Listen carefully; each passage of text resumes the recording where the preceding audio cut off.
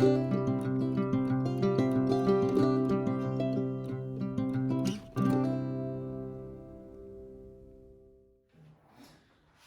good morning, everybody. It's Tom Christie back in the painting studio. Thanks for checking out my channel. Those of you that have been here for a while, we have over 200 videos now, so I plan to continue to add content as I'm doing new things. So I get requests to, hey, could you do a specific bird? But what I'm doing, and I wanted to explain, is I'm kind of lining up the commission work that I have done in terms of commitments, and when I have a new bird that I haven't done on my YouTube channel before, I just make a short video series on the carving of that or the painting of that that I can add to the channel. Right now I'm working on some final approach decoys, so those are not something that I can post on my YouTube channel until they're done and in production and for sale. So in lieu of that, right now I'm going to put an excerpt from a painting video that I did on this preening Blue-Winged Teal Drake. For the head of that drake, for those of you that might want to tackle a Blue-Winged Teal Drake, beautiful bird. And again, this short video is an excerpt from a much longer 50-minute how-to painting video that I have for sale on my website at tomchristieart.com. If you haven't checked those out, there's about 15, I think there's 16, 17 different videos over there now, various birds, some hens, some drakes, and check those out at tomchristieart.com if you're interested. I think they're reasonable, they're very detailed, they'll show you the color mixes I use, the paint brushes I use, the sequence from beginning to end to paint a bird like this. But in lieu of those, I thought it'd be helpful to just put the painting of the head on my YouTube channel. That's free, so hopefully it's helpful. For this gray-blue mix on the head, base color, I'm using probably 80% Nimbus Gray with about 15% Payne's Gray, and then another 5% raw umber to kind of mellow it down a bit. And we're going to paint that on the head.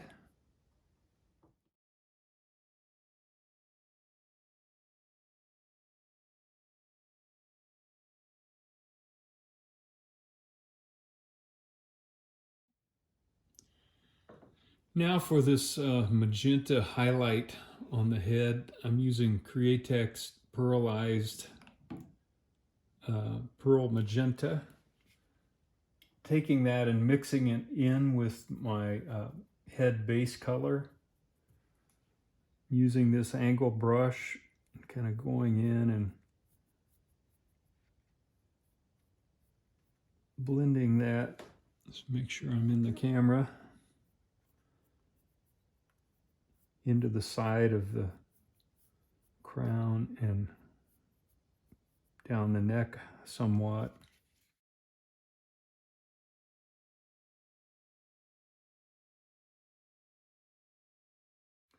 And then I'll go back with a little more of the original base color, blend that in,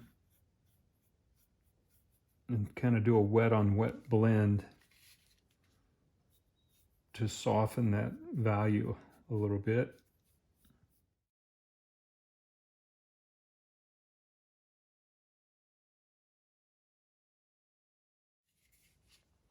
You can see that.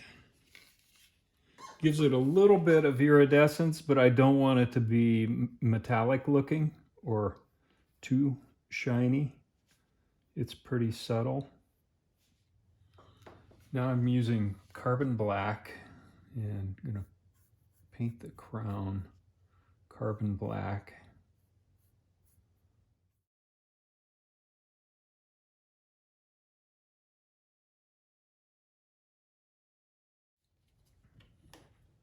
I'm going to switch to a little smaller brush because this black then goes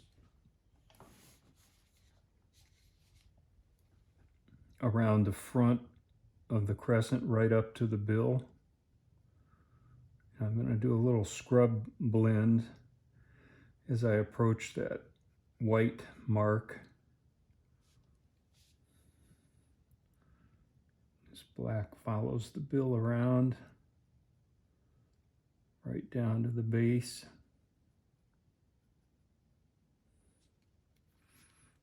And kind of wraps around underneath as well. For the bill base color, I'm going to use a little filbert, and I'm going to mix equal parts of carbon black and burnt umber to get a nice dark value, and add just a touch of white gesso to that.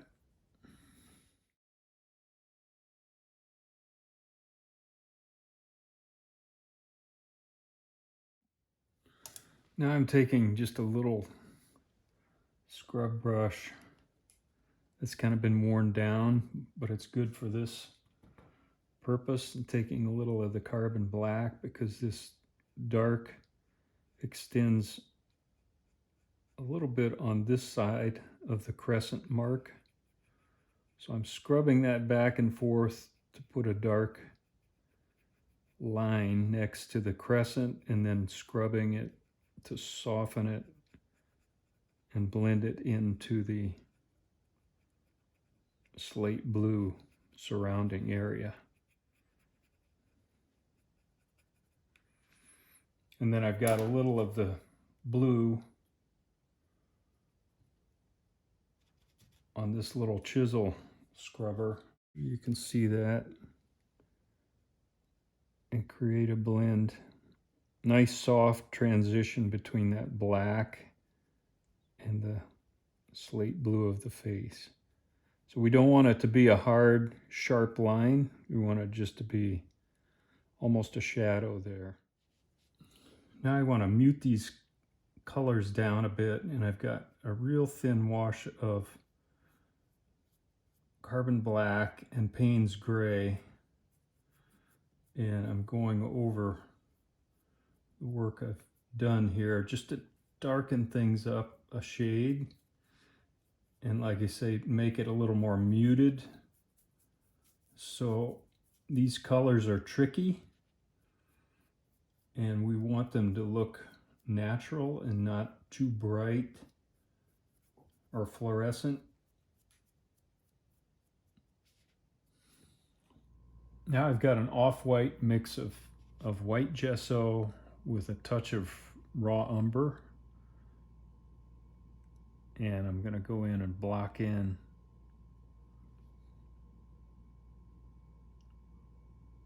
this crescent shape.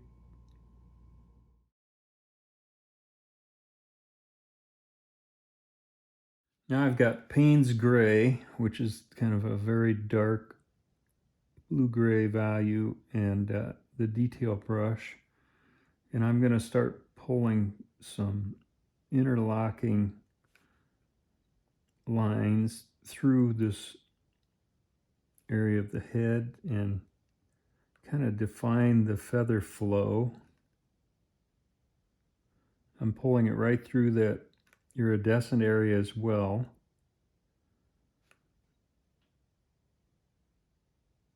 This may be hard to see at the angle I've got the video here, but I'll give you a better view in a second. What I'm trying to do is pull some lines through the head. Hopefully you can see that complement the work that we've done, but also convey feather flow and the presence of feathers on that beautiful blue-gray head. And I'm pulling those around and matching up back here.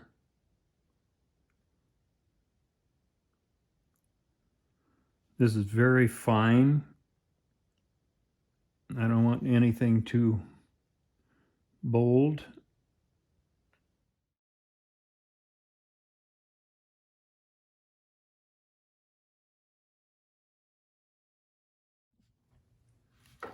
I'm just using carbon black and adding some feather barbs to this white face patch.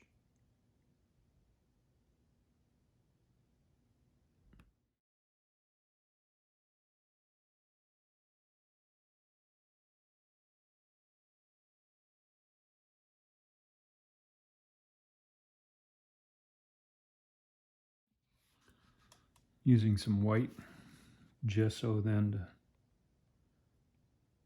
pull in a few feather markings in this off-white, kind of some overlapping flow lines like we did on the head, but through this white. It'll give it a little of additional depth.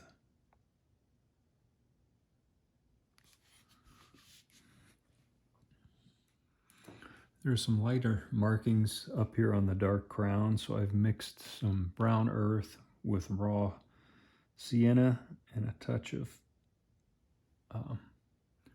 smoked pearl to lighten that mix a bit. And I'm just putting some indications of feathers up here, kind of the sides of the feathers.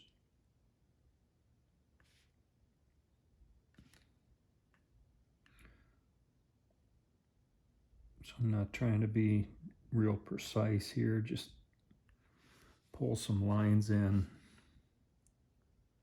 kind of wavy back and forth.